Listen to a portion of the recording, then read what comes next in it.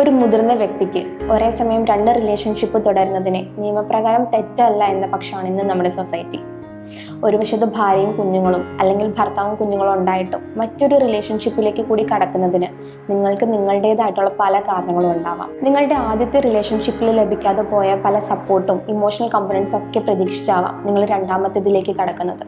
അതായത് ആദ്യത്തേതിൽ ലഭിക്കാതെ പോയതിനെ നേടിയെടുക്കാൻ മറ്റൊന്നിനെ ഡിപ്പെൻഡ് ചെയ്യുന്ന അവസ്ഥ.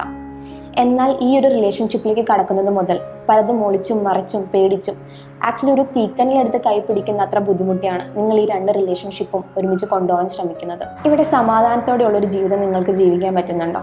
നിങ്ങളുടെ മാതാപിതാക്കളും കുഞ്ഞുങ്ങളും നിങ്ങളുടെ പാർട്ട്ണർ ഇതറിഞ്ഞാലുള്ള അവസ്ഥ, സൊസൈറ്റിയിൽ നിന്ന് നേരിടേണ്ടി വരുന്ന ചോദ്യങ്ങൾ, ഇത്തരം ആൻസൈറ്റിയിലൂടെയും സ്ട്രെസ്സിലൂടെ പതിയെ നിങ്ങളൊരു ഗിൽറ്റിലേക്കും ഒരു കുറ്റബോധത്തിലേക്കും ഒക്കെയാണ് എത്തിപ്പെടുന്നത്. ഇത് നിങ്ങളുടെ സെൽഫ് എസ്റ്റീമിനെയും കോൺസെൻട്രേഷനെയും ഫോക്കസിനെയും ഒക്കെ ബാധിച്ചു തുടങ്ങും. നിങ്ങൾ ആക്ച്വലി നിങ്ങളുടെ ഫസ്റ്റ് റിലേഷൻഷിപ്പിൽ കംഫർട്ടബിൾ അല്ല, സാറ്റിസ്ഫൈഡ് അല്ല എങ്കിൽ അവിടെ തന്നെ ഒരു പ്രോപ്പറായിട്ടുള്ള ലീഗൽ ഡിസിഷൻ എടുക്കുകയാണ് വേണ്ടത്. നിങ്ങൾക്കൊരു പ്രോപ്പറായിട്ടുള്ള ഒരു കറക്റ്റ് ഡിസിഷൻ എടുക്കാൻ പറ്റാതെ വരുമ്പോഴാണ് നിങ്ങൾ 2 റിലേഷൻഷിപ്പിനെയും ബാലൻസ് ചെയ്യാൻ ശ്രമിക്കുന്നത്. ഇവിടെ ആലോചിച്ച് പ്രോപ്പറായിട്ടുള്ളൊരു ഡിസിഷൻ എടുക്കുക എന്നത് നിങ്ങളുടെ ഫസ്റ്റ് പാർട്ട്ണർക്ക് നിങ്ങൾ നൽകുന്ന ഒരു റെസ്പെക്റ്റ് കൂടിയാണ്. അവർ ആ റെസ്പെക്റ്റ് ഡിസേർവ് ചെയ്യുന്നുമുണ്ട്.